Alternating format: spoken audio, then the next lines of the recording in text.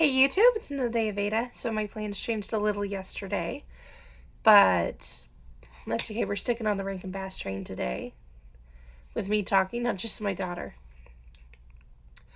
So I wanted to give you a little overview of my thought processes on what is the Rankin Bass multiverse. So growing up, I always considered all of the Rankin Bass specials from Christmas and Here Comes Peter Cottontail, because those were my introductions to that creative force of Rankin and Bass. I consider them almost like a TV show. They were in the same universe, they were interconnected. As I got older, I got even more like in depth with it, and I have a timeline that is in my Christmas box with all my DVDs and stuff for Christmas. This is how I think the events, for the most part, would have transpired if this was a shared universe. And this was all thoughts and feelings I had well before Marvel, well before any of that stuff. This awesome universe that starts with Christmas, the very first Christmas. So we have Nestor.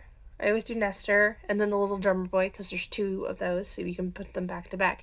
So it starts there, and it moves forward through Santa Claus is coming to town, Santa taking his role, how he interacts. He interacts with society as a whole. We see him in lots of things like Pinocchio, and he gets mentioned in Jack Frost and other things like that, so we understand that Santa has taken place in this universe at this point. And it moves forward in time to things that are more similar to I suppose it's the early 1900s. It's that turn of the century iconic kind of vibe that a lot of the Rankin Bass things have, which is just dripping in nostalgia for the people that are creating it. Like, if I watched Back to the Future as a kid and you're seeing the 50s stuff, that was dripping nostalgia for creators at that time. Or the fact that American Girl is doing dolls from when I was in elementary school today. So the time keeps moving, all from, about 4 BC. If we're going with Christian scholar, when Jesus is born, to, 19 Wonderful, which is how it would be dated in Rudolph Shiny New Year. So all of these things really interconnect fairly well and interplay with each other. And of course, the big culmination of that is if you watch Rudolph and Frosty's Christmas in July, where you see all these characters come together, and it is so fun. Some people don't like it. I think it's fabulous. It's got some silly bits, but that's Rankin Bass, and I love Rankin Bass for it. It's got stuff directly referenced from Santa Claus is Coming to Town. It's got stuff directly referenced from Frosty the Snowman, Frosty's Winter Wonderland. Got things directly referenced from I would argue it's a bit of Jack Frost from the special that is Jack Frost mixed with Jack Frost from Frosty's Winter Wonderland. And just all these Easter eggs, Rudolph Shiny New Year, all these things that really make you feel like they are making like this thesis that this is a shared collective, and all of these things add together. But there is this little wrench that I first met growing up. It wasn't one of the movies we had right away, but it was something I saw on ABC/Fox Family, later Freeform, when they would do those big marathons. This one was usually kind of scared away a little bit, but The Life and Adventures of Santa Claus. And it is the one of the Christmas specials that destroys it because It is not based off anything to do with the Kringles, traditional elves, even the North Pole. It is a completely different place. And when I do my little timeline, it's its own thing, because there's like, it's essentially like a pagan pantheon with gods and goddesses is the concept, and it's based off a book by the man that wrote A Wizard of Oz, and I think it's really cute, and there are things about the special I enjoy a great deal. But that would be the one thing that would put a wrench in my theory. So, I believe that Rankin Bass is an interconnected universe that is a part of a multiverse. So we could even have fun and put things like The Hobbit and The Last Unicorn and all this stuff in this interconnected multiverse that is Rankin Bass.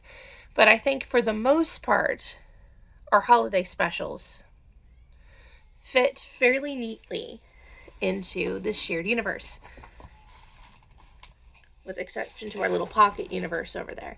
So how does that work if they don't line up perfectly, though?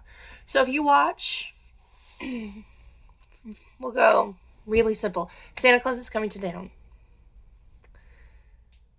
and Rudolph and Frosty's Shiny New Year, which is clearly trying to make that these things are connected. They really reference how Santa and Mrs. Claus Jessica first met and the cute ways they shared things.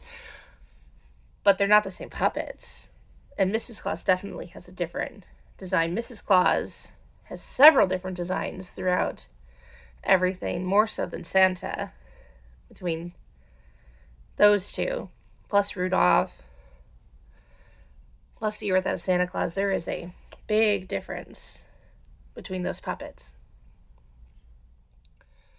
And then you look at things like the Rudolph the Red-Nosed Reindeer reference of when Rudolph was born.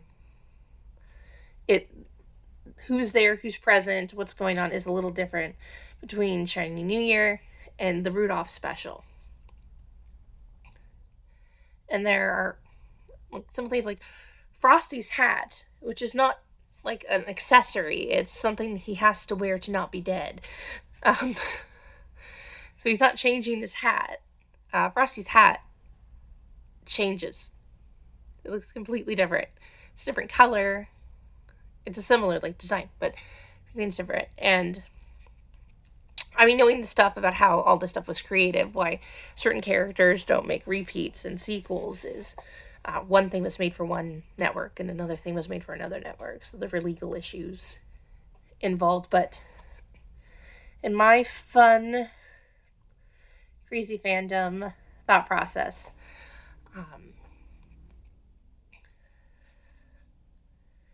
these all are historical films for that universe. So they are put together, and just like historical films of today in our universe, well, there's a little bit of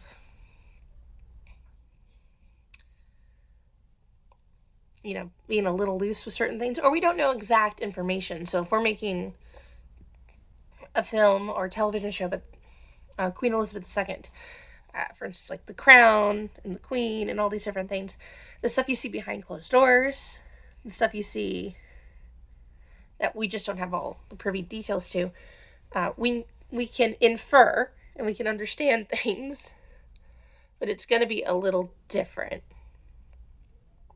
how it's interpreted in film. So my silly little headcanon is these all exist in the same universe, but they're films about the events in that universe. So when you see Little Drummer Boy and the ears are not long on the donkey, I mean, they're making a movie that's not focusing on the donkey, so they don't need to worry about that part in the story. They just hired a regular donkey because it was easier. Are there various things back and forth, and the use of the same actor multiple times, like in the special I saw the other day, the Easter special the first Easter Bunny special, you've got the same narrator as Rudolph does, which is fabulous. And I didn't notice that the first time I watched it. So these little things are, well, these are famous, well-known actors in that universe. And that's the way I kind of find it. And I think maybe later this month, if I have time, or closer to Christmas, I will make a much more intricate, detailed thought process on what I think the timeline is and how I think the whole universe flows together. But I'm going to keep going on, and we're going to talk about how I think those Easter Bunny movies fit in this universe. Since this is Holy Week, I think I can fit maybe something in tomorrow on Wednesday. But after that, I do want to do some more focus on actual Holy Week, such as Maundy, Thursday, and Good Friday. So we'll see. But I will see you guys tomorrow for more VEDA. Bye. God bless.